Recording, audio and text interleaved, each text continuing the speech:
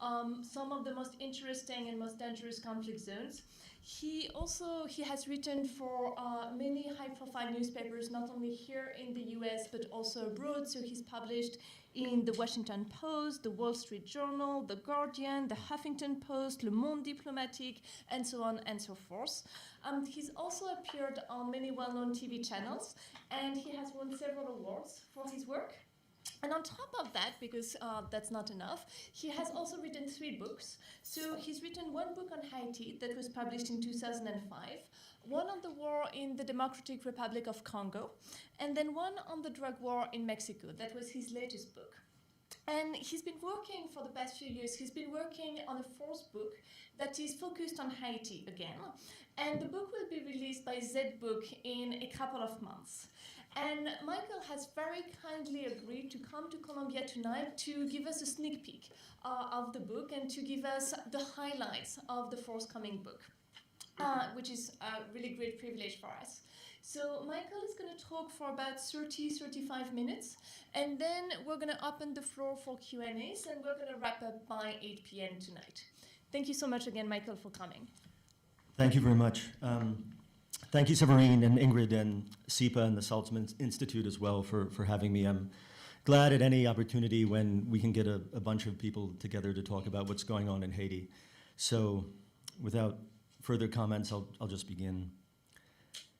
Long live democracy, mesocracy, bureaucracy, slumocracy, shamocracy, stupidocracy, kleptocracy, all the squalor and ineptitude, all the bigwigs and their filthy tricks, all the civilian military decorum, so they can feast themselves on our illusions and desperation. All they have to do is change the color of their uniforms or scrap them completely, as though painting the robe blue would make a hanged man feel better.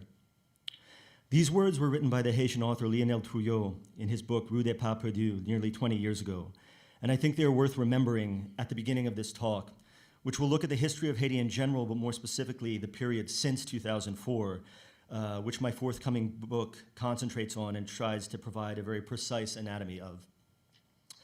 Haiti is a country that often has one of 2 effects on people who visit it. Either it sends them running for the exits immediately, or it completely captures their hearts, as it did with me. In addition to the political tumult that I'm sure many of you are familiar with, the country has, for me, a pretty much unmatched level of cultural achievement, not just in literature, but also in music, visual art, its cuisine, its beautiful poetic Creole language, and extraordinary physical gifts from its vaulting, mysterious mountains and its shimmering coastline.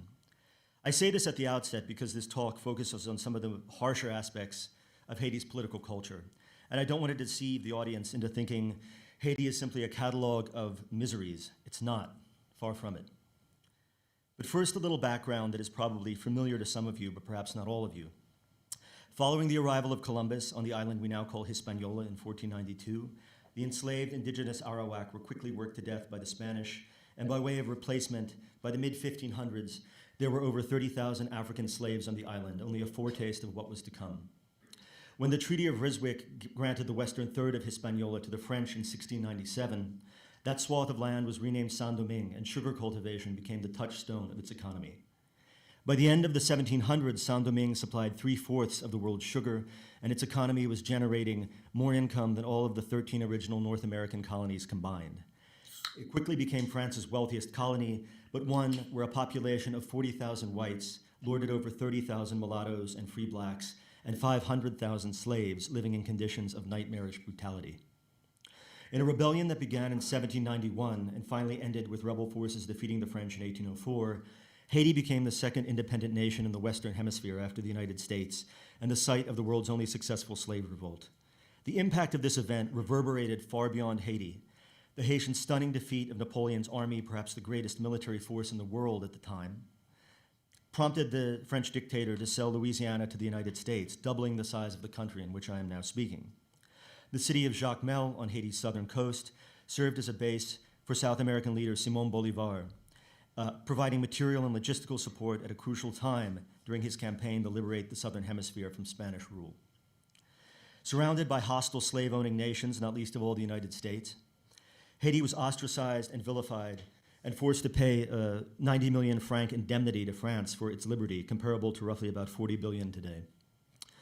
Squeezed and plotted against from the outside and violently factionalized from the inside, by 1904, Haiti's lot, as the writer and diplomat Frédéric Marcellin wrote, was one of civil strife, fratricidal slaughters, social misery, economic ignorance, and idolatrous militarism. Haiti's political autonomy, however, was interrupted in dramatic fashion in 1915 when, following the murder of President Guillaume Sam, the United States invaded and occupied the country for nearly 20 years. That occupation proved pivotal in Haiti's modern political development, as the presence of foreign troops in Haiti nurtured the grievances of a range of anti-occupation political currents, ranging from Haiti's interpretation of negritude, later to become noirism, and leftist communist influence such as the Parti Communiste Haïtien, founded by the author Jacques Romain at the very tail end of the occupation. From 1957 until 1986, Haiti was ruled by the Duvalier family dictatorship, until 1971 by François Duvalier, or Papa Doc, and then until 1986 by his son Jean-Claude Duvalier, or Baby Doc, the latter often acting in concert with his mother, sister, or later his wife. Though there were some similarities with other dictatorial regimes of the era, such as that of Somoza in Nicaragua or Trujillo in the Dominican Republic next door, Duvalierism, particularly as practiced by the father, outdid almost all of them in maintaining an atmosphere of repression and static terror, buttressed in no small part by Duvalier's feared militia, the Tonton Macoute, which he saw as a bulwark against the US-created Haitian army that had ousted so many of his predecessors. To be clear, Duvalier was not the first Haitian leader to use irregular paramilitary forces. Faustin Soulouque, who crowned himself emperor and ruled Haiti from 1849 to 1859, had armed groups supporting him that were referred to as Zanglin. The renegade general Louis-Jean-Jacques Acot had what were referred to as l'Armée Souffrante, or the Suffering Army, around the same time. But as another leader would do in coming decades, by creating the Macoutes, Duvalier empowered a certain sector of the lumpen black masses that had so long been excluded from political power and wedded their fate inextricably to that of his highly criminal regime. With the overthrow of Duvalier the Younger in 1986, I believe we arrive at one of the critical moments in Haiti's modern history. In many ways, the same powers who were responsible for the final decision that it was time for Duvalier to leave, Haiti's army, its economic elite, the US government, sent a very clear message to Haiti's politicians and its people. He's gone. Please don't bother us with things like truth commissions. Now is not the time. Once Duvalier was gone, the Americans decided their logical partner was not the social democratic sector, but the Haitian army, who they in fact helped to create during the occupation some 50 years before. It was the mistake of Haiti's political parties to accept that deal, and it's a mistake that the country rues to this day. After Duvalier's departure, there was tremendous pressure to engage in elections, but who controlled the electoral system? When pressure resulted in the 1987 Constitution and a quasi-independent electoral body, the army quite literally killed the process in the Royal Valiant massacre in 1987. When Jean-Bertrand Aristide, a former Catholic priest who had been one of the leaders of the anti-Duvalier movement, was elected in 1990, there was a coup attempt by scions of the Ancien regime before he even took office, and then a successful coup from the military that ousted him in September 1991. No matter how rotten he later became, and I will touch on this shortly, I believe that the 1991 coup was one of those critical moments in Haiti's history. The Haitian people had made a clear decision, a clear choice in the 1990 elections, and they should have been given the opportunity to see, for better or for worse, the implications of that choice as part of the country's process of democratic maturation. That opportunity was snatched brutally from them, along with the lives of thousands of people. When he was returned to Haiti by the US military after his exile in Washington, D.C. 3 years later, Mr. Aristide had a distinct taste for the creature comforts of his office, and quickly his political current began, in a very systematic way, in replacing the old Democratic vanguard with political operatives loyal to him alone, and collaborating closely with armed gangs, not only in the capital, but also in provincial cities such as Petit-Goâve, Saint-Marc, and Gonaïves, some of the leaders of whom I knew quite well.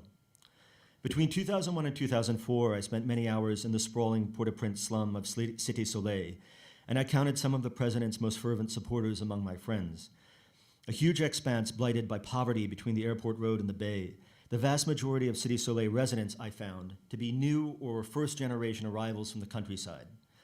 Honest, hardworking people scrambling to keep afloat in the economic shipwreck that was Haiti. However, after 1994, and especially after around 2000, the neighborhood had been ruled by armed factions led by young men such as Robinson Thomas, known as Labanier or Banner, Emmanuel Wilmé, known as Dread Wilmé, Winston Jean Bart, known as Tupac, and James Petit Frere, alternately known as Billy or Cassanfe, Iron Pants, which was a reference to Paul Magloire, who was a former military dictator. Many of the young men had grown up within the orbit of La Famille C'est la Vie, the home for street children that Aristide had been instrumental in founding while still a Catholic priest. All, for a time at least, believed that he was the only chance that Haiti had to dynamite itself out of its feudal backwardness and brutal inequality, the latter of which the people of Cité Soleil felt as sharply as anyone. Far from being the simple thugs they were sometimes portrayed as, these young men, and they were all quite young, most barely into their 20s, viewed themselves as a kind of combination of community organizers in the hopes that presidential largesse would be bestowed upon their communities, and local police forces, and referred to themselves not as gangs, but as the base or base of the neighborhood. From the young gunmen in Cité Soleil and the other poor neighborhoods such as Bel Air and indeed around the country, supporting the government meant regular, if meager, paychecks from state entities such as the Ministry of Social Affairs for supposed work at Teleco, the state telephone company, despite the fact that they had never set foot there. In some areas of Cité Soleil, it was CAMAP, the state water company, that doled out checks for no-show jobs. For others, it was work at the capital's port or the ports in Gonaïves or Saint-Marc or Petit Goâve. It was naked patronage and corruption, to be sure, but it was also an opening of the spigot of state money to a sector of society that had heretofore been largely denied that. And it was the only rope holding them from falling off into the cliff of economic disaster. The young men would march, praising the president, disrupt opposition demonstrations, and became known as the Chimère after a mythical fire-breathing demon, appearing en masse and then disappearing back into the slums at a moment's notice.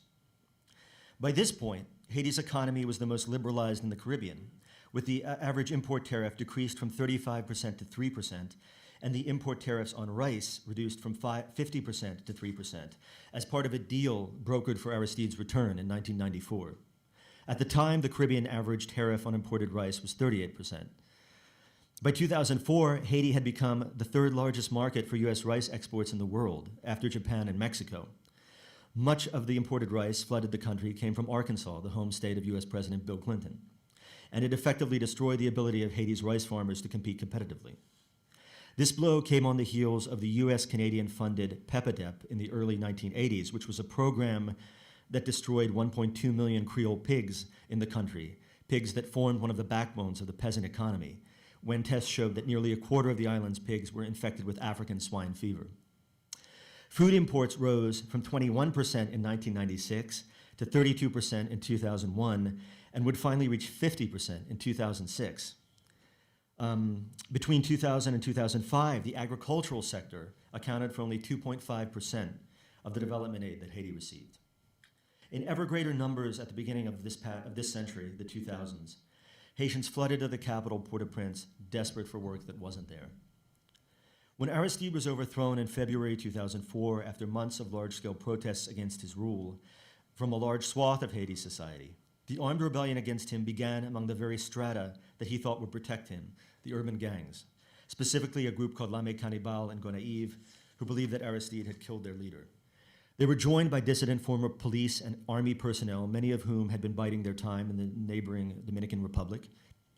Once Aristide was gone, there was political revenge against some of his supporters, some of whom were thrown into jail without trial, once again, as after the process of Duvalier, though, after the ouster of Duvalier, no real process of accountability, justice, or reconciliation for the very real crimes that people had been subjected to occurred. A brutal war of attrition developed between Aristide's armed supporters and the Haitian police. It was not, however, a one-sided war. Mario Androsol, who served as the chief of Haiti's police from 2006 until 2013, told me, there were bad guys in those slum areas, of course, but the elite and the politicians also used the police as a weapon against the poor people.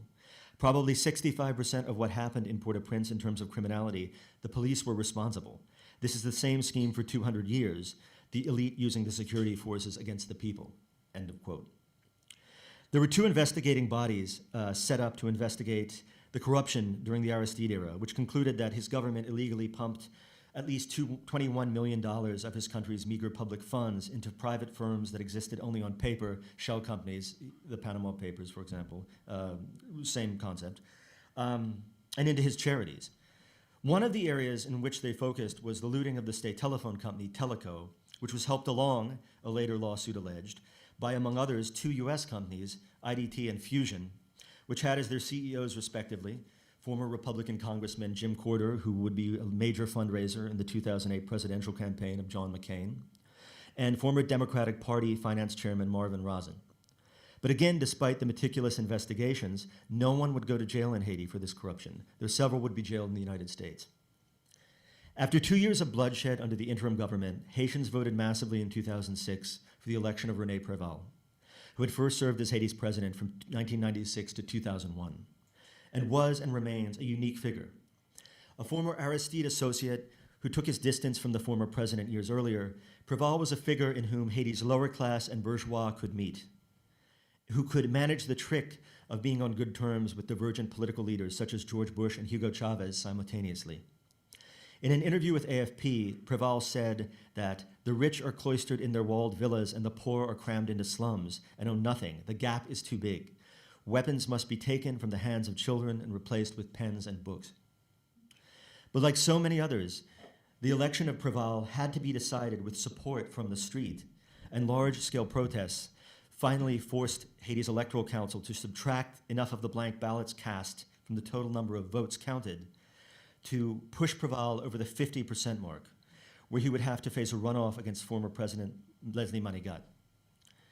Not everyone was convinced of the wisdom of this decision, with historian Claude Moyse writing a bitter dissent in Les Matins, accusing the international community of simply tossing aside the democratic process in favor of calm. Préval went some way in mending bridges between Haiti's bitterly divided political factions, in no small part by freeing the partisans of previous governments that had been languishing in jail, and began a demobilization and reintegration process aimed at urban gangs, along with intervention by the Haitian police and the UN mission that had been in Haiti since Aristide's overthrow, known as MINUSTA, that saw the country largely back under control by the beginning of 2007. As Haiti's eternal political crisis appeared to be edging towards a truce, disaster of a different sort was visited on the country in the form of no less than 4 immense storms: Tropical Storm Faye, Hurricane Gustave, Hurricane Hannah, and Hurricane Ike, that made landfall in Haiti between mid-August and September 2008. Despite the devastation wrought by the hurricanes, which basically turned the city of Gonaïves into a mud lake, World Bank President Robert Zoellick said there were no plans for the body to forego demanding payments on Haiti's foreign debt that at the time were around the neighborhood of $1 million per week. But that calm came at a price. Victims of problematic human rights abuses, such as the survivors of a February 2004 massacre of at least 27 people in the northern city of San Marc, received no more support than they ever did. The leader of one victims organization in San Marc, in a heart-rending June 2007 letter to the United Nations, asked the international community at large, "Who cares about our case? The victims of these horrors live under the constant threat of criminals who were all released under pressure, in particular from some agencies in international civil society. Today, what justice should we expect? Who can testify freely while the assassins are free and can circulate with impunity? The victims want to flee the city and the witnesses to hide." It was a refrain that could have been repeated many times. Though Préval did a lot to stabilize Haiti, he showed no more appetite for going after the cancer of impunity that plagues Haiti than his predecessors had. He also had something of a schizophrenic personality, one that at times was open to working with domestic and international actors to ameliorate Haiti's many problems, but he could also be quite Machiavellian and plotting. He saw one prime minister ousted in the spring of 2008 and played an active role in getting rid of another one a little over a year later. He seemed to greatly enjoy moving the chess pieces around. At the beginning of 2009, a report was issued by Oxford University economist Paul Collier that concluded, rather too rosily, that Haiti did not have intractable structural socio-political problems that beset most other fragile states, or an armed and organized political group ready to launch a rebellion, which must have come as quite a surprise to many of Haiti's former leaders. And it said that sectors such as the garment industry and the construction industry, the construction of various export zones, would be the ticket to Haiti's development, while in terms of agriculture, the report suggested a food for work program.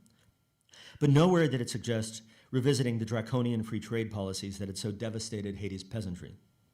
The plan became something of an article of faith among UN Secretary General Ban Ki-moon, former US President Bill Clinton, and others, even as Haiti's 2009 parliamentary elections were marred by violence and boasted a turnout of around 11% of eligible voters. And then came the January 2010 earthquake. As this is part of Haiti's history that most of you are probably somewhat familiar with, I won't belabor it, but I'll highlight a few key details. It appears that no one will ever know exactly how many people died. Days after the quake, the Red Cross was estimating that up to 50,000 people had been killed. By early February, Prime Minister Jean-Max Bellerive was saying that more than 200,000 people had been clearly identified as dead. The government would eventually estimate that at least 225,000 residences had been rendered uninhabitable, and that 2.1 billion cubic feet of concrete and rubble would have to be removed. The already teetering electrical system suffered $40 million worth of damage. The Inter-American Development Bank estimated that damage from the quake was in the neighborhood of 14 billion. During the earthquake, 60% of Haiti's gross domestic product disappeared in a matter of seconds. Despite calls to refound Haiti after the destruction, what came to pass? Immediately in the aftermath of the quake, one of the stated great concerns of the international community in Haiti was a looming collapse into anarchy that never occurred. Amnesty International would conclude later that the self-organized camp management committees confirmed that sexual violence was not an issue and that security commissions that patrol the camps at night had been set up. Most of the women in the camps interviewed by Amnesty did not express concerns about sexual violence. But in the Artibonite Valley, the poor sanitary conditions of a camp of Nepalese UN peacekeepers ended up dumping raw sewage into the Kani and Jemba rivers, and according to the US Center for Disease Control and other bodies, infected the country with cholera, which had been all but extinct up to that point. And that's a plague that up to today has killed at least 9,000 people. To this day, the UN denies its responsibility for the outbreak. The earthquake had the bad timing to occur just before Haiti was scheduled to have a presidential election as well, which it did in 2 rounds in late 2010 and early 2011. Preval, determined to impose a successor on the country and no doubt concerned about a possible slide back into anarchy, picked Jude Celestin, the little-known head of the state construction company, as his designated successor. Other candidates would be Merlan Manigat, the wife of former President Leslie Manigat, the man Preval had beaten in 2006. Another was Michel Martelly, a well-known singer of Haiti's compa music known as Sweet Mickey. One aspect of Haiti that it seems is often lost on foreigners who are deluged by ceaseless images of poverty, violence, wailing women, and political strife, a stereotype that existed long before the earthquake, is the country's tremendous capacity for joy and ribaldry, an aspect of the Haitian personality that Michel Martelly embodied probably more than any other single individual in the country. The rise of Martelly's candidacy, which had been viewed as a joke by many only weeks before, came as a surprise to nearly all foreign observers in the country, many of whom were only dimly aware of who he was up to that point. Building on his years of playing before large audiences and a fluid, often humorous command of Creole, Martelly formed the natural gravitational orbit for disaffected youth who would have otherwise voted for the singer Wyclef Jean, who had been disqualified from the contest amid questions about his residency.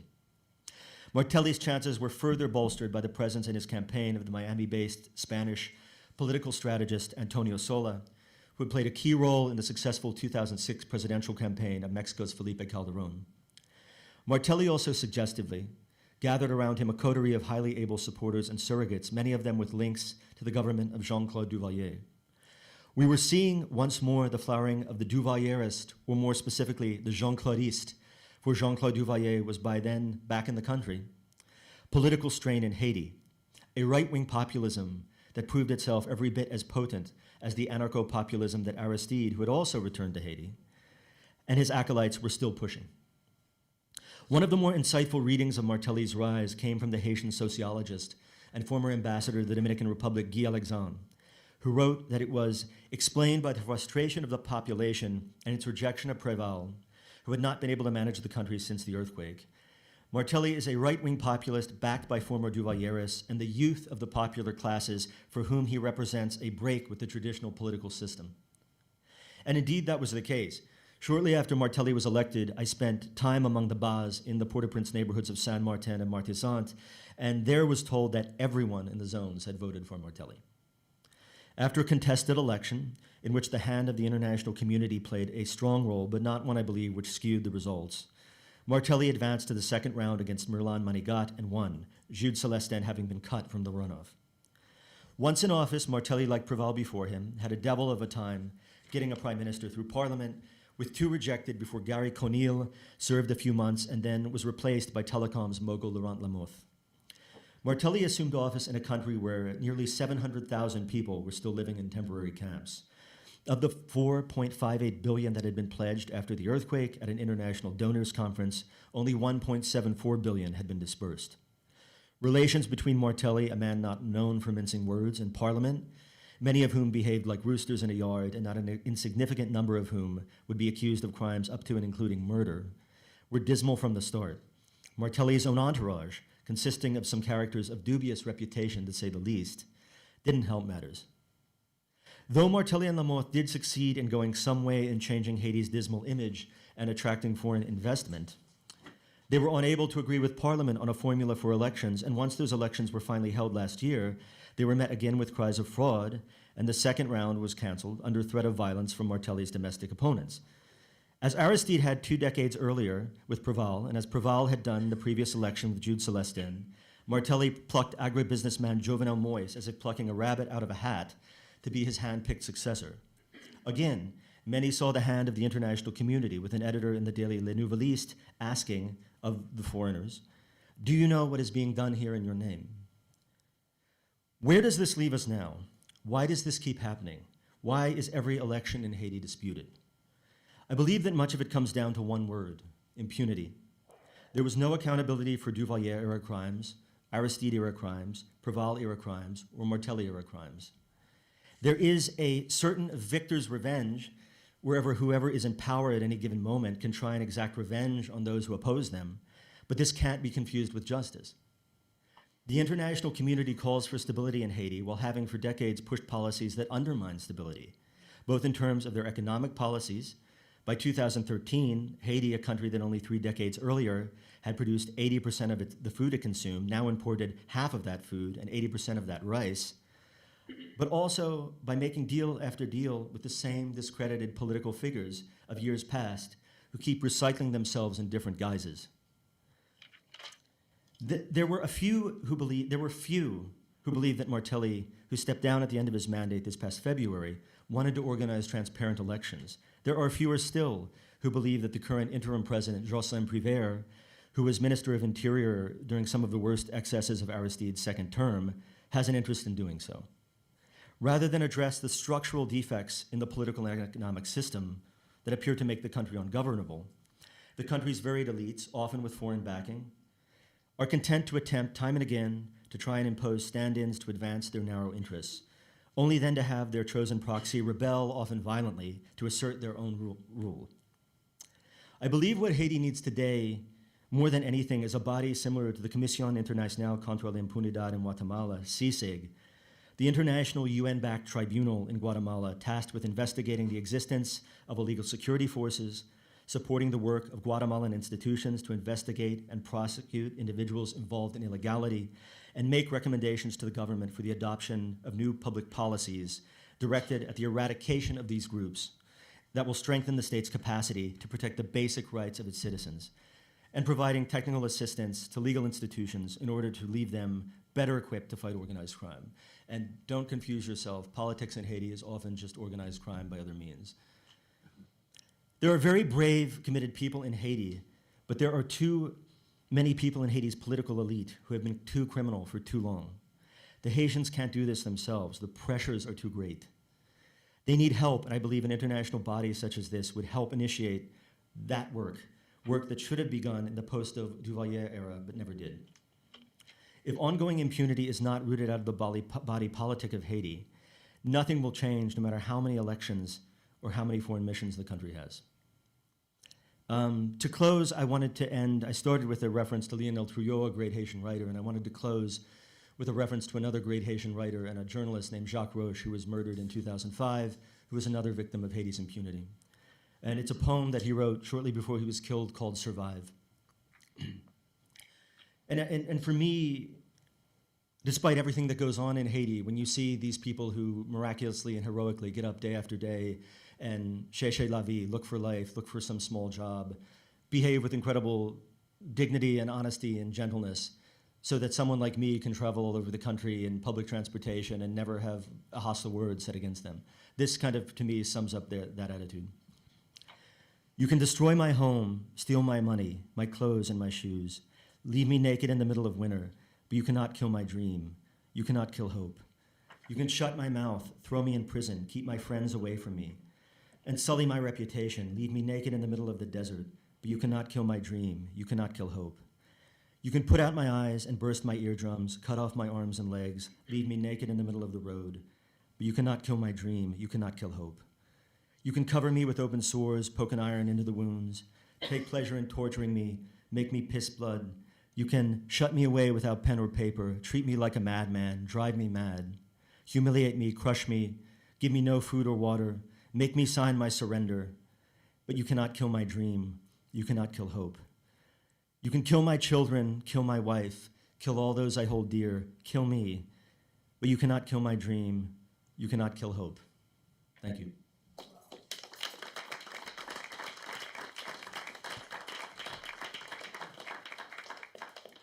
Thank you so much, Michael, first for this beautiful poem, and second for managing to summarize the 300 or 500-page book in 30 minutes.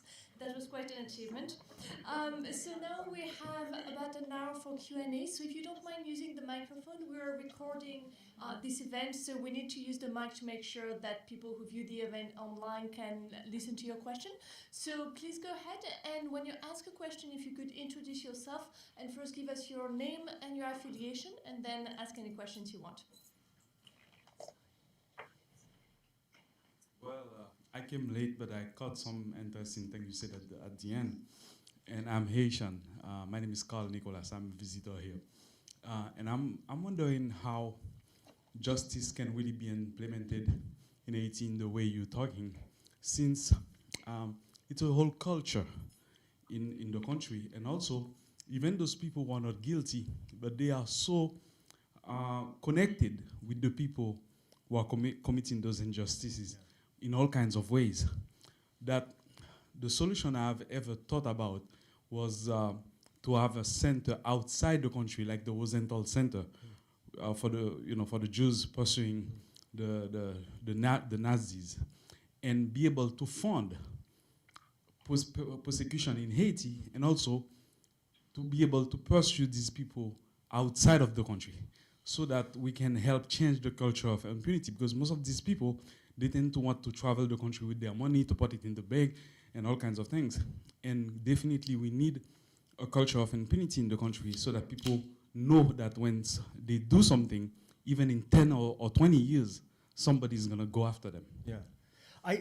For me, I mean, I guess in my years working in Haiti, there were honest, decent people in Haiti. I mean, particularly among the police. I've known really decent, hardworking police in Haiti, but their problem is they'll arrest some guy and then some corrupt judge will take a bribe and let them out 10 minutes later. I mean, there's a story in my new book about a policeman called Walkie Calixte, and he lived in Carrefour, but he patrolled kind of the Martissant area, which is a very hot zone in Port-au-Prince.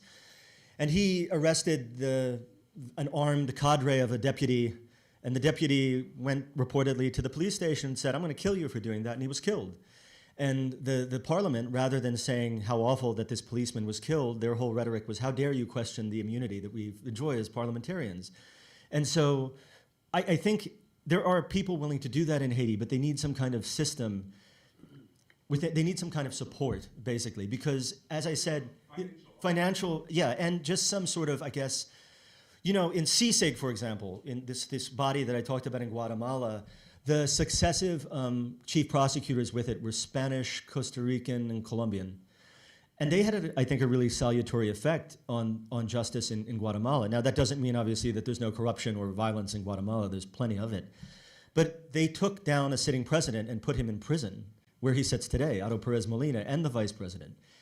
And I think just the germ of that being in some Haitian politician's head, that, hey, I could actually be held accountable for doing all of this, would be an incredible improvement from what exists now, which is, no one's afraid of going to jail no matter what they do. And it's not, I think a lot of time foreigners go there and they get overly wrapped up in the kind of ideology. They think it's some battle of ideologies when it's not. It's just, I mean, it's my moment to get what I need now. And no matter what people say publicly, I mean, a lot of these politicians do the same thing once they're in office, no matter what ideology they wrap it in.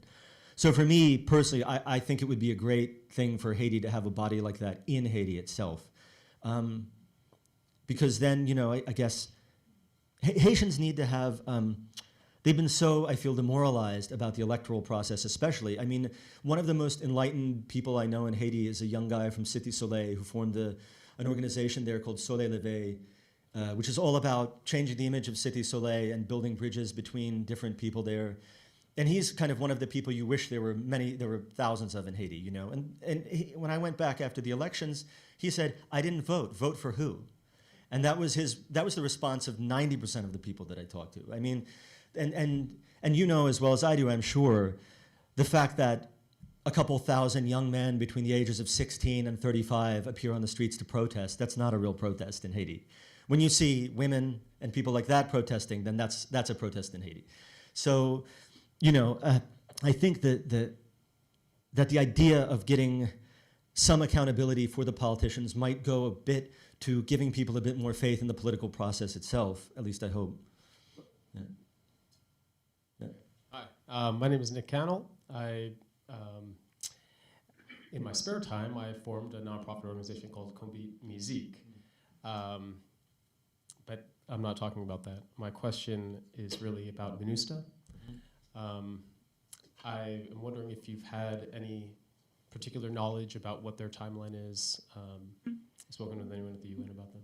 I mean, they're drawing down now, and you know, during the kind of anarchy that was going on around the last election, I didn't see any MINUSTA troops anywhere in the capital. I mean, they were completely gone from the south. I think there's still some people in Cape Haitian. I think there's still some people in Port-au-Prince, but I did not see them as any sort of a presence in my visits there over the past year. I mean, you know, and the sad thing is, I mean, after the earthquake, something happened to MINUSTA. I think something structurally went awry. And whereas, you know, they had done some good things before. I mean, I think that their partnership with the Haitian National Police in terms of also hand in hand with Proval's reintegration and demobilization program and bringing security back to the capital especially was good.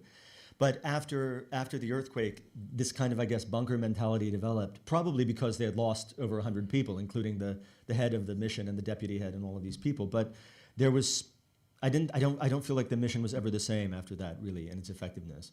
And it's just gotten less effective with time. So. And I know, is it Louino Robillard that you're talking about? Yeah.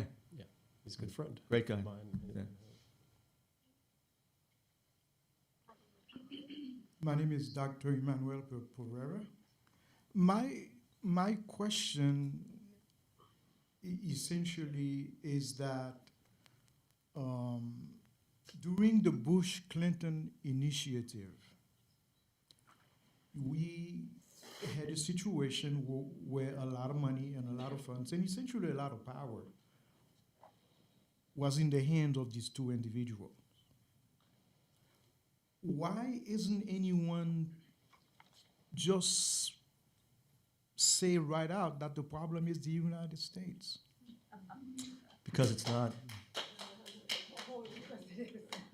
You have a situation where Obama took an individual like George Bush and teamed him up with Bill Clinton, who essentially, along with his wife, Hillary Clinton, wield tremendous power in Haiti, bought a lot of assets, a lot of properties, and yet no one is talking about it, not even during an election year in which Hillary Clinton... Do you really think that Obama wakes up in the morning and thinks, what will we do about Haiti?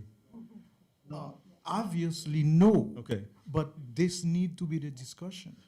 Look, I agree with you in the sense that I think the international community certainly has played a very rotten role in Haiti, but I'm not one who's going, look, I know the country too well, and I'm not going to sit here and tell you that the Haitian politicians are a bunch of helpless children who are just being mean. The United States is being mean to them. The United States has a lot to answer for, and not just the United States. But the Haitian politicians who lord over the misery of their fellow Haitians and couldn't care less if they live or die also have a lot to answer for. And it's a dysfunctional, abusive relationship between the two, I think.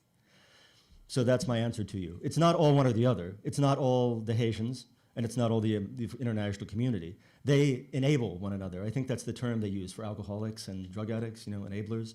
And I think that's a lot of what you're seeing in Haiti. And I have a lot also in the book, I couldn't get into it here, about different foreign companies that are working in Haiti and the way they profited. I mean, I go into a lot of detail about the telephone company, which was a very profitable state industry in Haiti. And international politicos, along with their Haitian partners, broke it up and sold it off piece by piece, and not a dime of that was seen by the Haitian people. But a lot of people in the States got rich. There were a lot of nice mansions bought in Miami with that money from Teleco. So yeah, I do get into a lot of detail about the international role in Haiti for sure.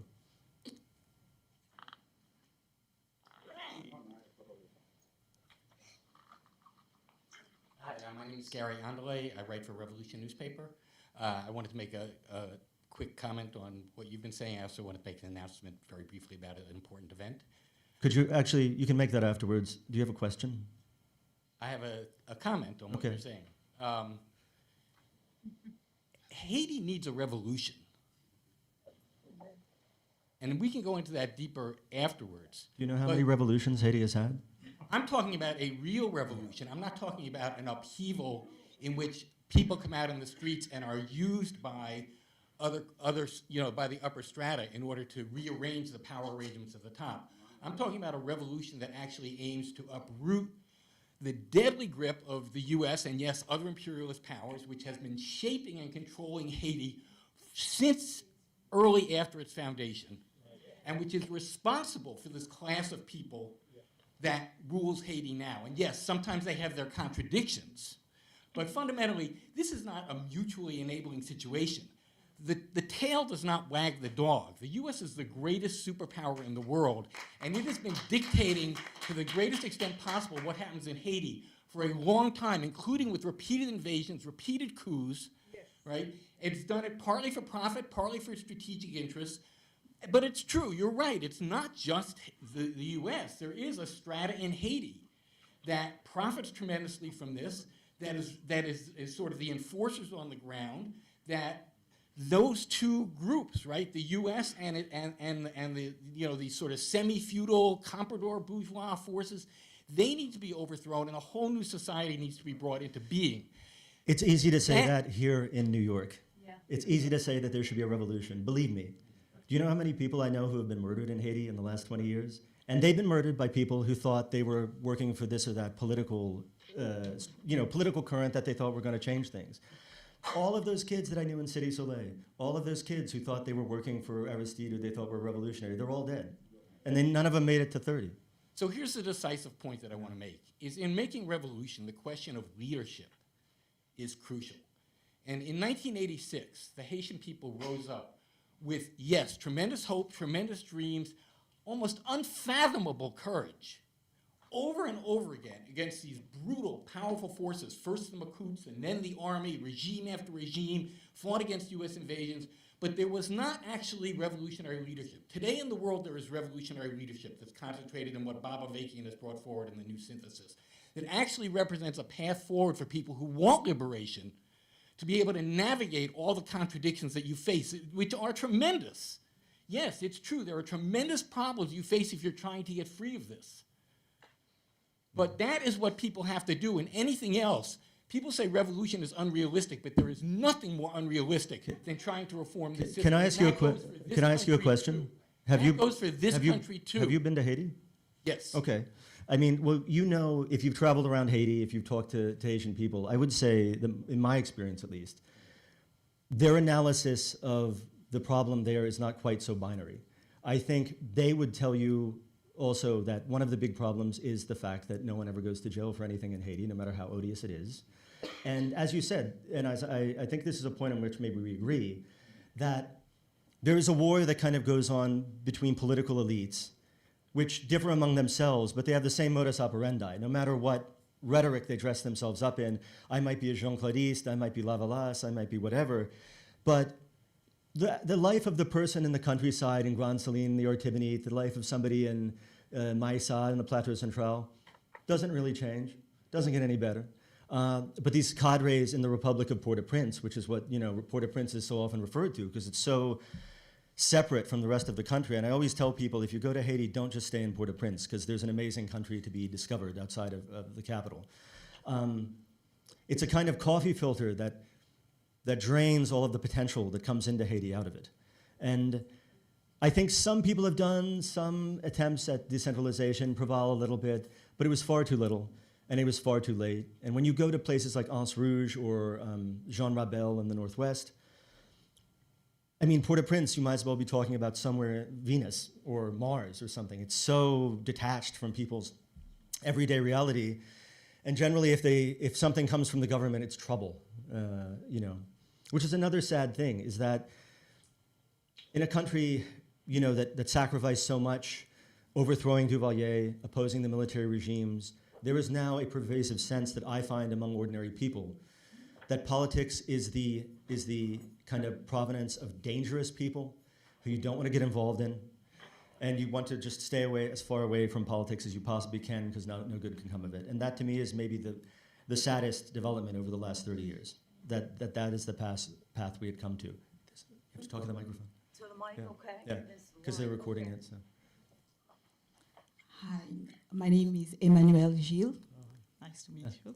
I just have one question. Since I came late, I don't know whether you address the information that Haiti has so much natural resources, notably oil discoveries and gold, copper, and resources that could have made Haiti so rich that it wouldn't need to be dependent economically on the Western world. But so far, there hasn't been any confirmation that actually these resources exist, because they've been hidden from the Haitian people, specifically from the government. But I read in the Dominican Republic that the government has done the contrary. They've informed the people that actually they did have discovered oil, and they were tested in somewhere in England and discovered that they have high quality oil, both in the Dominican Republic and the eastern part of the Hispaniola island. So I was wondering, why is it that this is hidden from the Haitian people? Isn't it really some form of injustice that is being done to the Haitian people? I mean, there is some gold in the north of Haiti. And one of the gold mines, actually, one of the guys on the board is Hillary Clinton's brother, actually. And yeah, but I mean, there may be more than I know sitting here telling you, and I don't want to pretend that it doesn't exist if it does, but of what I know, of what I've been able to confirm, I'm sure there's some there, but what have they been waiting for? I've been in countries like Congo that are totally at war, and they're plucking the resources out of the ground, and foreign companies are making bank off that left and right. What are they waiting for in Haiti? I mean, it's not a rhetorical question. I'm literally asking. Because Haiti is, in many ways, a much more desirable location for that. It's not all the way over in the middle of Africa. It's right here in the Caribbean. Certainly Haiti has, the poverty-inducing policies in terms of agriculture and whatnot are things that have been intentionally repeated over and over and over again. And that's something that I don't think people can argue with. A country that goes from producing almost all the food that it eats to producing almost none of the food that it eats in 30 years, that's pretty amazing, change. And it's not something that I think really happened by accident. But for me, that's what I concentrated on a bit more, is the fact that, that why has so little attention been paid to the rural part of agriculture and things like that in Haiti over the years, and so much to this kind of faux maquiladora model that doesn't really provide that many jobs. Caracol, which was the big kind of showpiece for the international community in Haiti, it opened up outside of Cap-Haïtien. It was supposed to employ 60,000 people, and now, years later, it's still at about 3,000. And it's been at that level for years and years now. So, that model obviously doesn't work. Hello. Hey. How are you? Good. As you were speaking, you talked about political elites. Mm-hmm. Who are they? The political elites in Haiti? In Haiti, yes. You have a couple of different ones. I mean, you have some who are linked to the economic elites, and sometimes they're one and the same, but they're not always the same. And then you have basically kind of career politicians who have made their money off of a system whereby a lot of people say, you know, you pay and threaten to get elected. And once you're in office, then that's your excuse to steal as much money as you can and bully whoever gets in your way. And the sad thing is you see people who outside of politics are extremely reasonable, nice people, and the minute they get into the parliament, it's a transformation. It's like corruption possesses the Haitian body politic. And what qualifies them to be politically involved? What qualifies them to do that? How do they get the education that needs to collaborate together and become politically so-called elites? I mean, myself. I just want to clarify. This has been going on since 1803, and it is today. If they're all political elite people, what are they doing with the eliteness? Are they helping the poor? Are they helping connect with schools so that everyone can learn how to speak, read, and write? Are they going to be able to develop the country where you can go to the bathroom and have enough toilet paper and have water to drink? Things like that. All along, the only thing they've been talking about as far as Haiti's concerned, the elites, the elites, elites. What is that? What does that mean? To me, it equals a bunch of thieves and people who don't care about the other. There are people that live in the United States of America that constantly building big houses in Haiti, so forth and so on, for themselves. But if you go outside, there's no electricity, there's no lights, there's no places to go to the bathroom, there's no hospital. The only thing they talk about is the elites. What the hell does that mean? But elite is wait, let me just respond. Elite is a pejorative term, the way it's used in Haiti. It's not a term of endearment. That's not helping the country in any shape and form. And the gentleman that was here before, he stated something about the revolutionary liberation. What does that mean, please? You'd have to ask him what he meant. I don't know. Whoever was that, what does that mean, revolutionary? Can you define that for me, please? He left. Okay, well, let me answer the first part of your question before I forget it. Yes. In terms of what qualifies them as elites, Yes. I mean, you have a couple different facets of who would be considered that. One is the economic elite that's ruled the country for years and years. And that's, 30, 40, 50 families. I mean, it's a little known fact, Haiti has the largest number of millionaires in the Caribbean.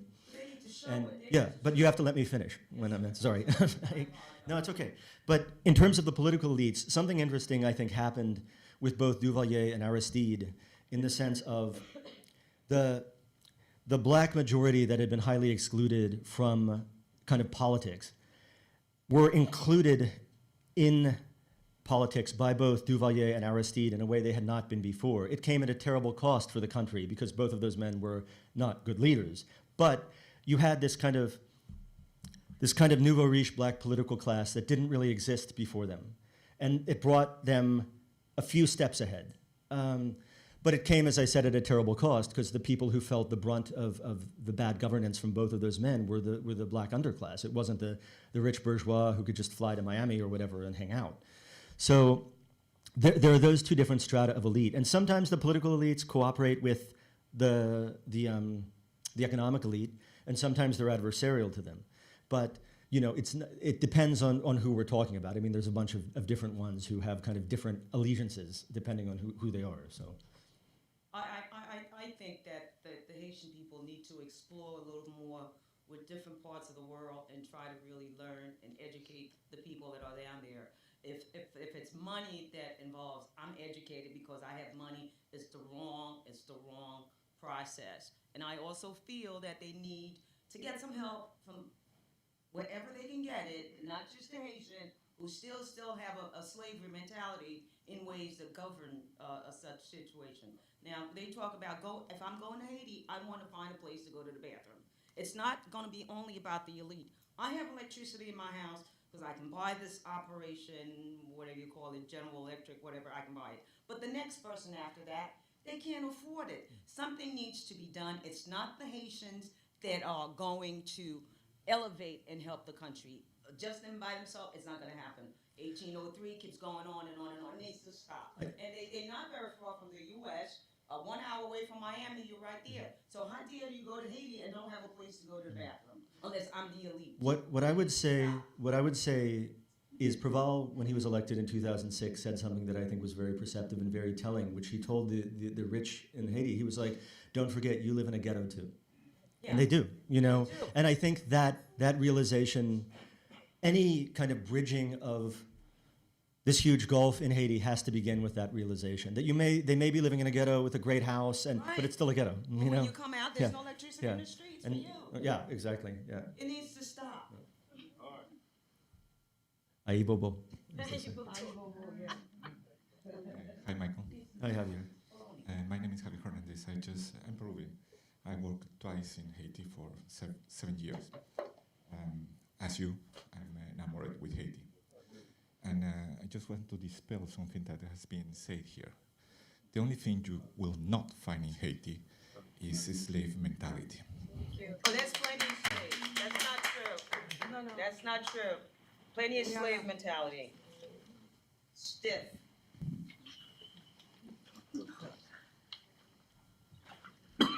Hello, my name is Alan Lewis. I work here for the Columbia Graduate School of Business. I'm from the Midwest. And I didn't know as much as I do know, thanks to some friends and thanks to this, as much as what's going on with Haiti. And personally, when I heard that it was the first slave revolt, I just had immense pride. But I do have a question, and it's, who do you think benefits most from the destabilization of Haiti, internal or external stakeholders? I think it's an abusive, dysfunctional, symbiotic relationship between both. Because I mean, a lot of the politicians in Haiti, what would they do? I met them. I mean, you know, they're not going to go get a job and work for Apple or something like that. Let me tell you. I mean, the brilliant people feel, most of them, that their only ticket is to leave the country and come here. And then, of course, you have cadres in the U.S. that make tons of money. I mean, when Aristide was president, there was a law firm in Miami that made almost $6 million off of Haiti when people were so poor that they were eating clay, you know. And in the meantime, you know, and it's not the only law firm either. I mean, there's a lot of others. So, I mean, I think we can't just have this kind of, again, binary, it's all the Haitians' fault or it's all the foreigners' fault, because it's I believe, a combination of both of those things. And neither one seems to want to extricate themselves from the other. The Haitian political class and economic class benefits from this constant turmoil. And some sectors on the outside benefit from it too, benefit from it financially. You know, I mean, the diaspora, I feel like, are treated very badly in Haiti, because basically there's this constant ATM that keeps the country afloat. Sending money, sending remittances back to Haiti, but when they want to get involved in politics there, people are like, get out, you're diaspora. I've seen this over and over again. Goes on, it needs to stop. It needs to stop. I want to engage in a nuanced discussion with you. I realize you know the country, and you know, we want to stay away from stereotypes, because most of the time they don't really reflect the dynamism of what's really going on in the country. But let's start by saying that a lot of these elites, they're Americans. A lot of them are naturalized. Once there's a problem, you find out. They go to the embassy. By the way, a lot of them, you know that. Or for Canadian citizens or whatever. But one important question, there's true that there is a symbiotic relationship, but the leverage is with the US. Yeah, it's with the US. Yeah. And then, I'm sorry, I beg to differ. You said it's a symbiotic relationship. A symbiotic relationship benefits. It is a parasitic relationship, whereas well, they are sucking the blood out of the yeah. So You know, no one, if you want to say that, if you say it at the microphone, they'll be able to hear you on the... I think the US is leading, and what the point I want to make is we didn't bring that up, but there is a lot of racism going on, not only in the way they deal with Haiti, but there is racism in the country itself. The color problem is a big problem. When you look at the economic elite, it's much light-skinned people, almost white. Okay. But if I could respond just in a second, I mean, that is true to some extent, but also in the last 50 years, that has changed somewhat. You have highly wealthy black Haitians as well, which you didn't probably 50 years before. Yeah, but they're not really involved in the economy of the country. They involve in the how do I say that, drugs or some kind of other activities, some businesses, but if you really, Well, the thing is also, I mean, I think because the economy is controlled by such a handful of people, basically, if you're an ambitious young black Haitian in the provinces or something like that, the way you think you can get money is by politics. And people have told me that themselves, politicians. They were like, look, can I finish? they were saying, look, you know, I was some guy, I was growing up outside of Cap Haitien, and I wanted to do something with my life. So what was I going to do? Stay here in Hocorn my whole time? No, I didn't want to do that. So I went and made politics in Port-au-Prince. my last point, clearly, there is to be some kind of organization outside of the country with people who have leverage, intellectual leverage, economic leverage, or whatever. But the problem is, it's not that Haitians have a slave mentality. It's because, as you said, people are afraid of politics, and people don't want to take charge. And the culture is kind of promoted in Haiti that you can't do anything. The elites want you to think that, so that you don't get involved and try to change things. So not only the Haitian people outside of the country, but people outside of the country who really want to help should try to get involved in organizing some institutions to give leverage to the people who are trying hard in Haiti. But the problem is there's clientelism. Some of the liberal people who are supposedly talking about how sad the situation is in Haiti, they are professionally profiting from the country. You know what I'm saying? Even the journalists, they go out there and they look for the worst pictures because those pictures sell. And this is another problem that I think is that so much of the image of Haiti, I feel, that gets depicted, especially in the media, is simply Port-au-Prince, which, as I said, has such a different feel and dynamic and look than the rest of the country. I mean, you know, so if the entire prism through which you see Haiti is Cité Soleil, that's not an accurate. It's an aspect of it, and it's an aspect that has to be addressed and not whitewashed. But I mean, if you go, you know, there's also a reality of Haiti in a place like the Plateau Central, where there's very, very strong peasant unions that have existed for decades. Same in Jean Rabel in the Northwest. There is, you know, places like Jacques Mel, which have this incredible history and this beauty. And that I feel like has to be explained as well. I mean, I only had, you know, 30 minutes, so I didn't get into all of that. But in the first book and in this book, I get into it a lot more. That there are, and in terms of the literature and all of that, I mean, it's an extraordinarily creative country that produces very captivating things. It's not all just politics. But unfortunately, the politics dominate all the other aspects because that's what has the boot on the throat of the rest of the society. So, Preston?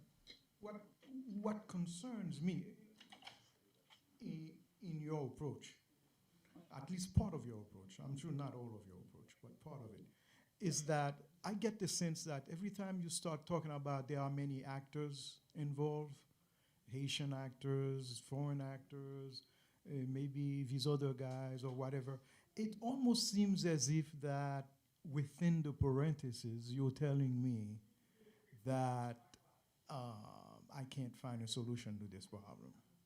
I just tried to, well, my solution that I think would work, not fix everything, but I think would be productive for the country, is I said some sort of body that would fight against impunity, that would be based in Haiti. And that body would need to be the international community.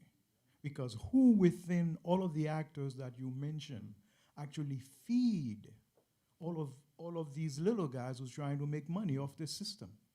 Well, certainly not I the could politicians. I could tell you, I mean, I've known some people that I think are decent people who have been involved in politics in Haiti. Michel Pierre-Louis was one. Guy Alexandre, who I quoted, was another one. Mario Andresol, who's the chief of police, I think was basically an honest servant, civil servant. I'm not talking about good guys and bad guys. I'm talking about people who has power, who can actually effectuate change and hold on to it and make it happen. Like, let's take an example. During the earthquake, or right after the earthquake, I found out that the administration was actually sending deportees back to Haiti. How do you do that without having incredible power within a country that is broken, that doesn't even have a decent jail that was in operation at the time? So evidently, we do have an actor that has the power that can actually make things happen that these other little actors, and I'm not saying they're unimportant, will have to submit to. And this is, to me, where the solution to the problem is. I seek the solution to problems. By trade, I'm an architect and I'm an engineer. Whenever I see a problem, I like to find solutions. And we are not going to have solutions if we keep going around and saying that, you know, this guy is a bad guy, these people here are bad guys, and there are so many bad guys, and gosh, we really, where the answer is. When we know, if we target the United States, the international community, and put enough pressure upon them, they can put people on trial. They can incarcerate people. They can dry up the money. They can even arrest drug dealers right in the middle of Haiti who has little armies.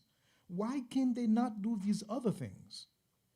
I mean, if you're asking me, do I have faith that, wait, let me respond. Do I have faith that the United States is going to come in and save Haiti? No, I do not. Thank you. I do not. And the thing is, I think that only Haitians can save Haiti. The United States is not going to do it. They don't care. They don't care, and most of the international community doesn't either. And you know, when I suggest having a body that is based in Haiti, fighting against impunity across all political persuasions, you know, not just targeting one group or one party or one strata of society, I think that would help build the rule of law in the country, and I think it would help move the country forward. It did help in Guatemala. I'd like to just add on to that. I generally agree with your the points you're making. To advocate for some sort of body against impunity. It seems to me that it does need to be an international body, but international actors have exploited Haiti historically. So that's hard. And I'm curious to know what steps you're doing other than writing a book and telling this room full of people, all of whom we all love Haiti, right? Everyone agrees on that, right? Okay. So my solution, or another solution, I think a critical aspect of strengthening Haiti is to work closely with young people in areas like Cité Soleil or in Barbachos or other downtown areas of Port-au-Prince. Port-au-Prince is very densely populated. That's the vast majority of Haiti's population lives in Port-au-Prince, right? For no reason other, you know, for it's not for a lack of intelligence. There are masses of young people who are not privileged enough to attain higher levels of education. And so through working on a community-based level with young people to organize trash collection, for example, is one of the things we do. I mean, we use music as the platform to do that. I believe that if you want to work with young people, you either do it through music or through soccer. And so I love music. All Haitians love music. We use music as that platform. So it's, I guess, a question to you and really an invitation to everyone in the room to think about ways in their own life, in your own lives, to go the next step, to not just talk about it, come to a talk about Haiti and then forget about it, but actually go to Haiti if you haven't been there. Keep going there. Go again. Go again. Meet people. Work with people.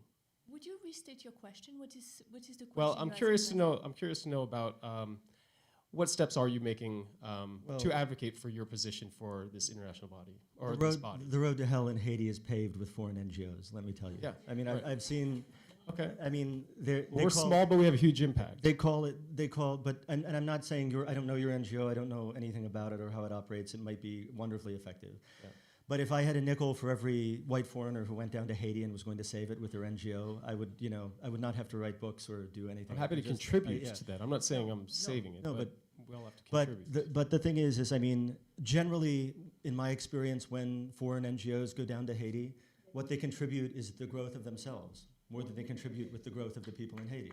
And not all of them. I've seen some that have been wonderfully effective, but the ones that I've seen are most effective are generally ones that have their genesis in the analysis of a Haitian of Haiti, like Foncosé, which was founded by a Haitian priest, for example, is a microfinance organization that does great work. Focal, which was founded by Michel Pierre-Louis and Lorraine Magonnaise, that's another great organization. But I mean, you know, there's this I mean, La Coup La Paix is another really good one, which was founded by Louis-Henri Mars, and they do kind of conflict resolution in neighborhoods that begins with an intense kind of coming to terms and talking among different strata of society. And they talk and they talk and they talk, and sometimes an elite guy or a baz guy or something, they're like, we want to do something, let's go do something. And you know, the La Coup La Paix's approach is that, look, you guys are not even really seeing one another yet. You know, you're not even recognizing one another yet. So we have to talk more so we get to know one another more. I think I mean, and if you want to say, you know, I think everybody, they have a saying in Haiti, little by little, the bird builds its nest. And I think, you know, everybody has something to contribute, and whether that's writing or music or NGO or whatever. I mean, I don't think one should, you know, some of the most influential people in Haiti have been writers, have been people like Jacques-Stephen Alexis and Jacques Romain and Lionel Trouillot. So, I mean, I think everybody has their contribution they can make. And for me, I would not feel comfortable going down to Haiti with some kind of group and telling people there I was going to show them how things work. No, I don't. I listen. But that's your own judgment as to how not music you works. I personally. mean, you respect Roby, right? I respect, yeah. Okay, so we work very closely with Roby, in addition to so many other young people. And I'll tell you an actual thing that is being planned right now is a concert. Okay.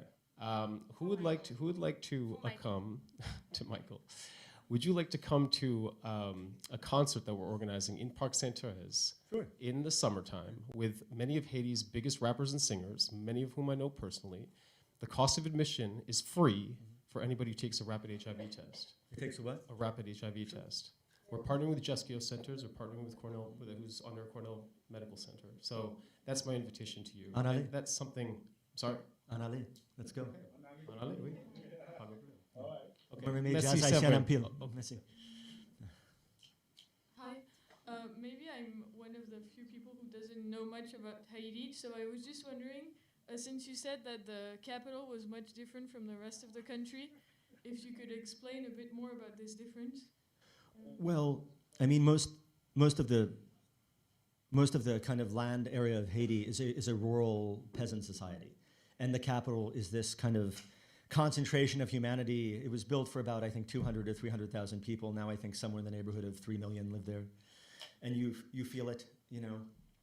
So I mean, the when you land in this huge swirl of humanity and these images of what in some neighborhoods are pretty miserable poverty, I think sometimes people think that is Haiti in its totality, is what you see in the capital, and that certainly is not my experience. If you walk from like this town in the Plateau Central, Anche to Papai, you see a much gentler side of life in Haiti. I think you see a much closer to the land side of Haiti, which is also the reality of the country.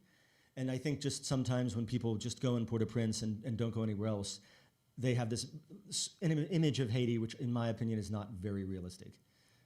So that's so I hope that answered. Yeah. There are a lot of nice spots in the capital. True. I used to live in Paco, which is a beautiful neighborhood. I mean, yeah. I just have one last question. Okay. I agree with you when you say that Haiti's problem is actually mainly in its justice system, that Haiti needs a very strong justice system. But my question is, how do you realize this justice system with the type of democracy that we have? I don't see it possible unless we come up with another system, something that we would have to invent. But would you think also that perhaps the democracy is in the state that it's in because of this rule of impunity that goes across society? The people who rule Haiti's political situation are people who are able to do so because they never have to fear from the justice system anything. They can just do whatever they want. And I feel like maybe it's just one building block of multiple things. But I feel that if there was a system to counter that pervasive and total impunity, that would at least be one step to move the country a bit forward, to have some accountability so that just a badge of parliament or a uniform wasn't a license to commit unbridled banditry and murder and whatnot, which it seems to be too often today, I think. Yes, but at the same time, democracy brings just anybody in power. For instance, if you're going to have democracy and you elect a president, the people has to actually have a knowledge of whom they're voting for and what they are voting for. if you're just voting for a singer, if you're voting for a priest, or if you're voting for, I don't know, Bankrupt whomever. former baker. Exactly. Yeah. So what do you expect? What we need is a group of people who actually know what they're doing, people who are going to discuss issues like decentralization. Nobody ever talked about decentralization in Haiti. So if we're just gonna vote every 5 years just to vote, it isn't gonna work. So we're never going to accomplish this strong justice system that you are advocating for. We need some kind of order before we can do all that. But do you think not that perhaps the order would come from a strengthened justice system, or no? Yeah, maybe from a strong man like Duvalier. I'm not Duvalierist, but look, we tend in Haiti to talk bad about everything, but there was some good aspect to Duvalier's regime also. There was order. I was 13 and in high school in Pennsylvania when Baby Doc fled, so I can't really speak to personal experience about that era. Yes, please. Okay, my name is Dr. Jessie Martin, and my question is, you mentioned about the agricultural system in Haiti and how now we are not producing. How can Haiti feed itself if most of the food now is being flooded internationally into Haiti at a less expensive rate than it costs them to produce? Do you think that is happening just by chance, or is that being done on purpose? Oh, it was definitely done on purpose, and it was definitely done in the 1990s. I mean, this is something. And it's happening again. Yeah, that's First something. it happened with the rice, Yeah. now it's happening with the peanuts. That's something that's been going on for now decades, and you know, I think The chicken. I quoted the statistic. It's like 2.5% or something like that of development aid went to agriculture. Well, that tells you something right there. You have a peasant majority country, a country where a lot of people are or were subsistence farmers, but they get a fraction, a tiny, minuscule amount of aid. But who is getting benefited? Oh, the people who are having this parasitic import economy. Exactly. That's who's benefiting for sure. Yeah. The ones who are sucking the blood out of Haiti.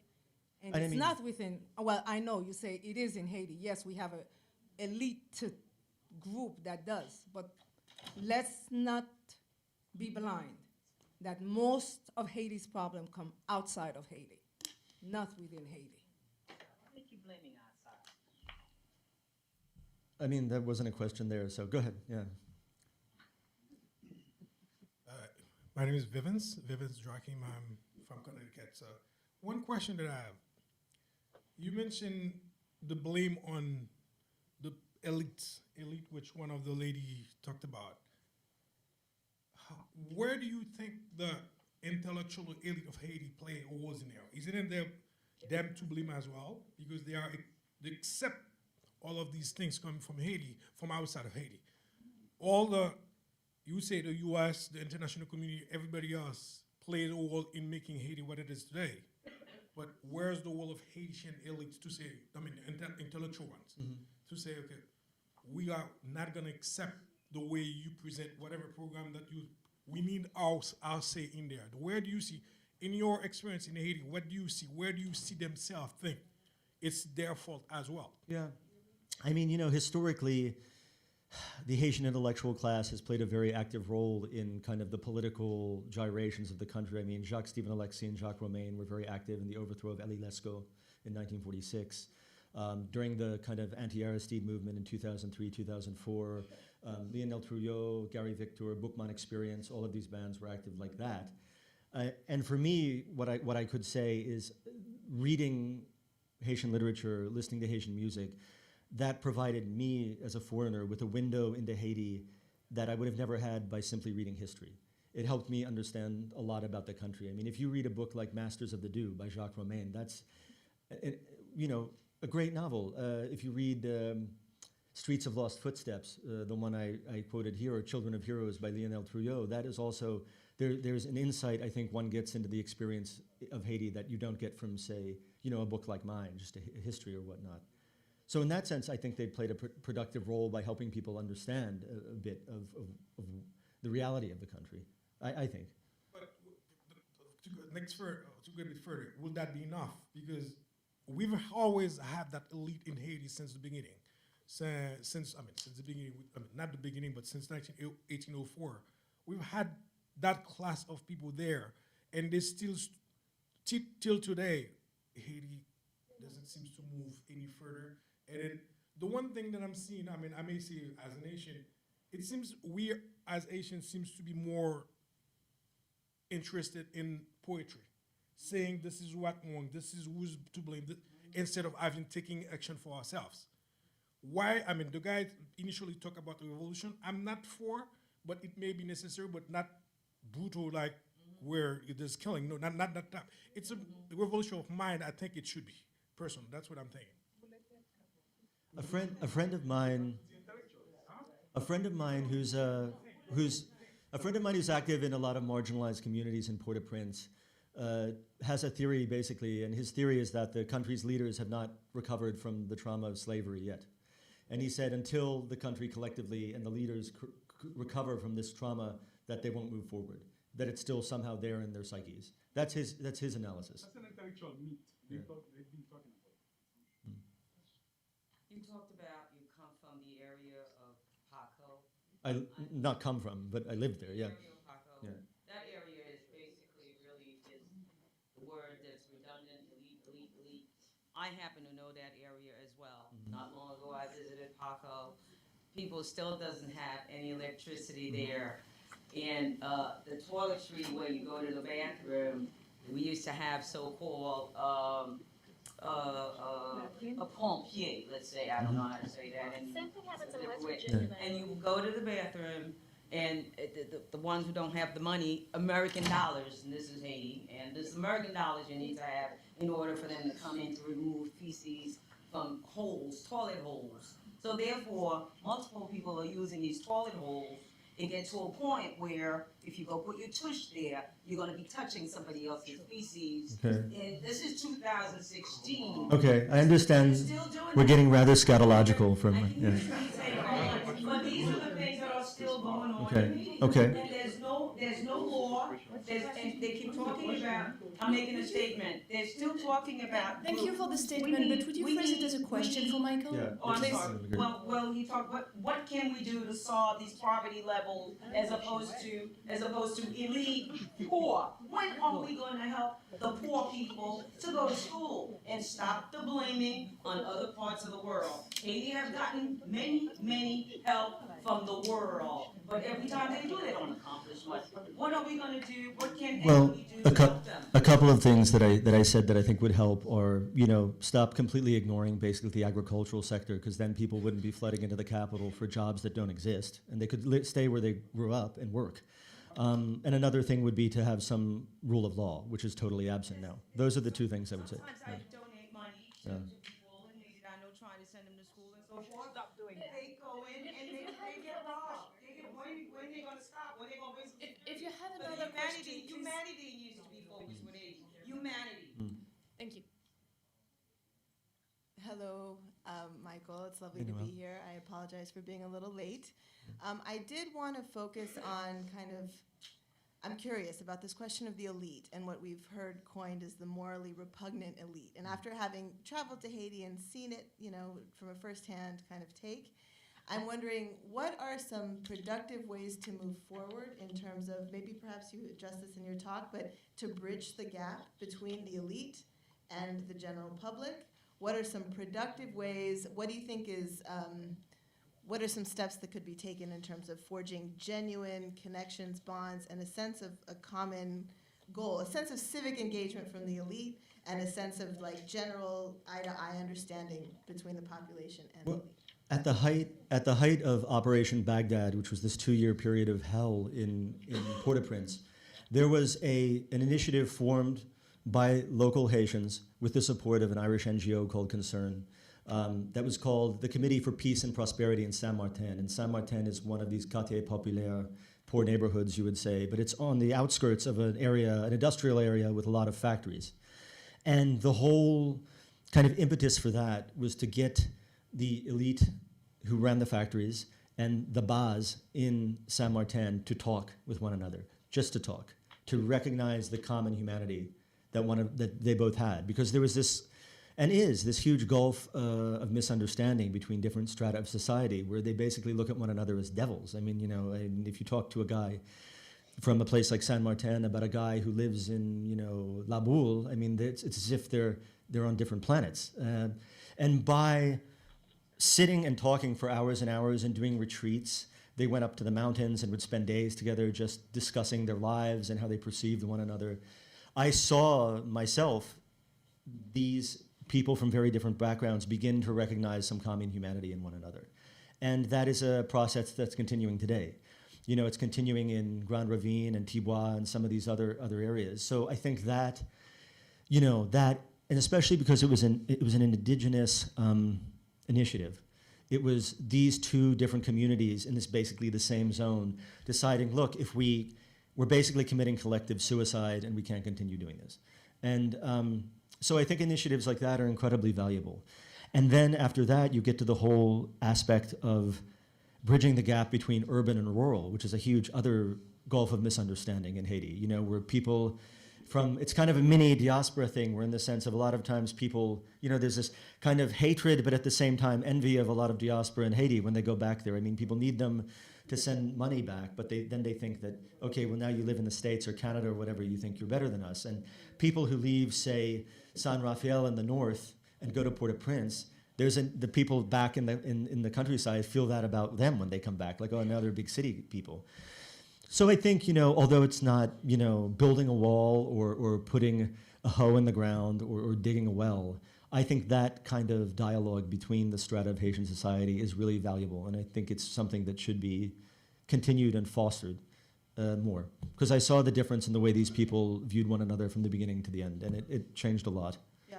I just kind of wanted to touch on one other aspect that's kind of maybe a bigger picture aspect as far as blackness and the way it's construed in the States. So my father, being Haitian, having left Haiti in 1963, came to the United States and experienced what it was to be black. So I think that in a lot of ways, even the elite classes, when they come to the United States to study, they have this realization, they're black, right? They're considered black. So I think that there is a potential point of solidarity, that I think there's something productive there. I think if we can just kind of maybe start to, in a weird way, use that as a unifying factor, or potential unifying factor, to start to kind of break down some of these kind of racial imaginations in ways that, you know, the Haitian identity can be more, it can have a point of reference. And just from that point of kind of trauma and experiencing race in a different way, so that solidarity is more, you know, the center point. Yeah. But that's more of a statement than... Sure, no, that's interesting, yeah. No, you're completely right. I mean, the people who are considered mulatto, quote unquote, in Haiti, which is the term that's used, I mean, if they come to a place like the States, they're black. And it's a very schizophrenic kind of, you know, because they would not consider themselves so in Haiti most of the time. Right, you know? But, you know, after living here long enough, the consciousness is awakened. Yeah, for sure. Once it's on, you don't turn it off. So anyway, just a thought. Thank you. Thank you very much. Hi, everyone. My name is Najla. I grew up in Haiti, and I miss it a lot, and I wish the situation was better. You might have addressed this before. My question is regarding how to make Haiti a stable place for a Haitian to stay home and not to have to flee. I think I agree with you. I think it has to come from the people living in Haiti, but my concern is, can we have a fairer justice system with a destabilized political system? I think they work with each other, and do we have the infrastructure to strengthen the justice system in Haiti? My analysis of that is I feel that the destabilized political system proceeds from the broken justice system. Because, do you know, in the last election in Haiti, they didn't bother to check if any of the candidates had criminal records or not? I mean, you know, which is quite spectacular. I mean, in some areas, it's almost a prerequisite, right, to run for office in Haiti. But some were eventually disqualified, right? After. Yeah. Well, but some of the worst ones continued in. I mean, you know, and I mean, a lot of the people who go to parliament, I mean, you know, they shouldn't be at liberty to circulate among the public, let alone be making laws for, I mean, the society at large. So, I mean, my analysis of it, and people may disagree with this, is I feel like the broken political system is enabled by the broken justice system, because the country should have at least one pillar that works. Now it has none. I think during Andresol's time in the PNH, I think the police, functioned as a basically non-political body for the only time in the country's history. That completely ended when he left. And they became, again, kind of political tool. But you don't think the lack of physical infrastructure, like not having great jail facilities, that doesn't really allow the justice system to function properly? They have a lovely jail in Croix des Bouquets that Clifford Brandt is sitting in right now that you could go visit. But He was able to escape. How lovely is it? yeah, they got him though eventually, and the Dominican army turned him back over to the police. But yeah, I mean. That is, hopefully I would say that the country would reach a point where its solution wouldn't be imprisoning vast numbers of its citizens because, as you know, again, the people who are in jail, most of them have never seen a judge and won't. And so you have a guy who was arrested for like stealing a chicken housed in the same cell as somebody with multiple homicides who is a hitman for some sort of gang, and they're all in the mix together. And so I think, again, I think that the justice system would be the pillar that I personally would focus on, along with the rural economy, to try and change the situation a bit. Because the fact that the capital is constantly flooded with wave after wave of young men, especially, because in any society, when you get lots of idle young men with nothing to do together, that's kind of a recipe for trouble, not just in Haiti. And they arrive in Port-au-Prince and they have no hope of any sort of paying wage. And of course, some politician is always there to say, hey, I'll give you 50 gourds today if you burn tires at the intersection of Lalu and whatever. And it's a political tool that most all the politicians use. It's not just one party. I would say, back 15 years ago, 16 years ago, Lavalas kind of refined it to an art, but now it's completely pervasive with every political party. It's just something that they all do. Thanks. Thank you. So we have 10 minutes left. So what we're going to do is that I saw two people who were waiting to ask questions. We're going to take the two last questions together, and then Michael will answer the two last questions together. Okay. Okay? Hi, thank you. I haven't heard anything about the function of the spiritual houses of Haiti and what power they can wield over the youth and over the families. And also, what is the relationship of Haiti to the Dominican Republic? You want me to answer that in the last 10 minutes? Yeah. Okay. So my question is, I work in academic evaluations where we deal with foreign credentials, basically, from all over the world. I don't work specifically with Haiti, but I've noticed that out of all the Caribbean nations, they seem to have the stronger we are evaluating it at an equal to the United States level, high school. So if you have a high school degree from Haiti or New York, that would be equivalent, whereas the rest of the Caribbean countries do not. They're evaluating them at lower grades. Of course, these evaluation systems are private. I don't know what the basis is. But can you just give me an idea of what public education is like, what percentage of the population is being educated, and if there is really a high quality of education compared to the rest of the Caribbean or the world? Yeah. So I'll start with that question and then work my way back to the question about Haiti and the Dominican Republic and the spiritual houses.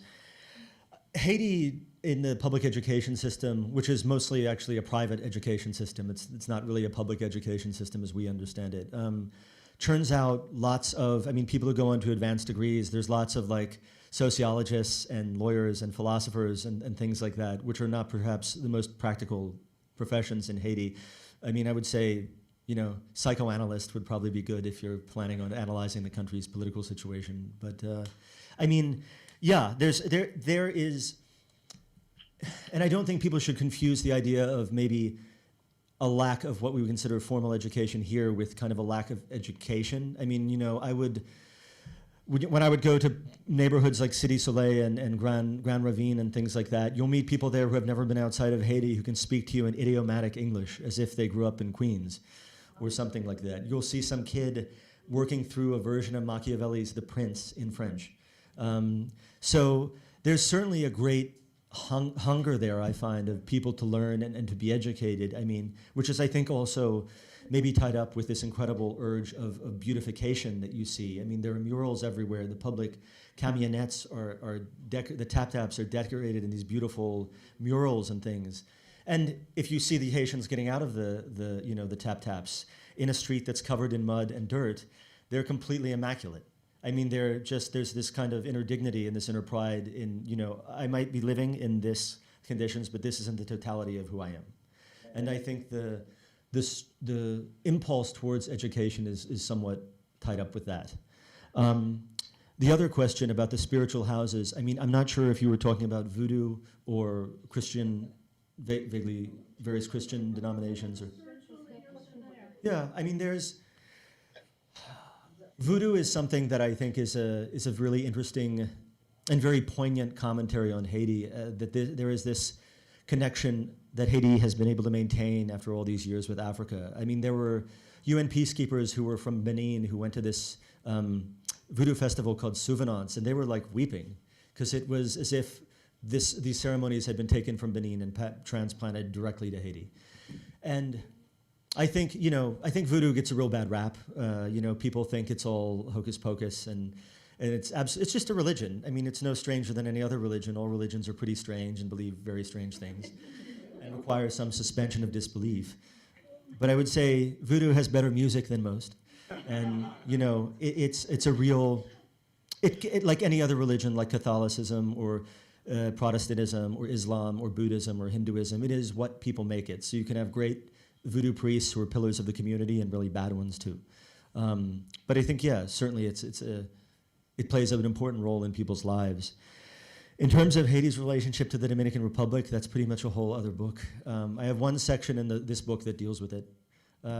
But the DR is ruled at the moment and has been for the last decade plus by a political current that exists on anti-Haitianism and exists on an incredibly schizophrenic approach to the own Dominican color issue.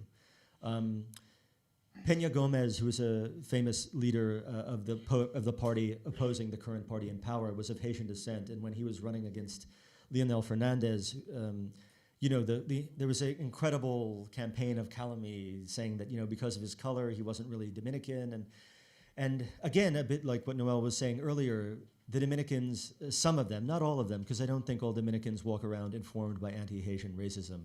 I think this is something exploited by the politicians in the Dominican Republic. But a lot of Dominicans view themselves as white, and then when they come to a place like the United States, are amazed that they're not viewed the way they envision themselves. The Dominican Republic, its economy is totally tied into having disempowered Haitian labor, not just in the agricultural sector, which people know, but also in the construction sector and the tourism sector. If you go seeing a construction site in the Dominican Republic, way more than half of the people there will be Haitian. But at the same time, it also falls on the Haitian politicians for creating a situation that's so unbearable that their countrymen will go to a place like the Dominican Republic and deal with all the problems and all the racism there, just because there's this slender chance that they might have a life, where in Haiti they feel like they can't have a life. But I don't envision, unfortunately, relations getting much better between Haiti and the DR with the current party in power in Santo Domingo. So I wish I could end on a more hopeful note. But there you have it. So I'm going to end on a helpful note. Thank you so much, Michael, for this wonderful event, and thanks to all of you for all of your questions.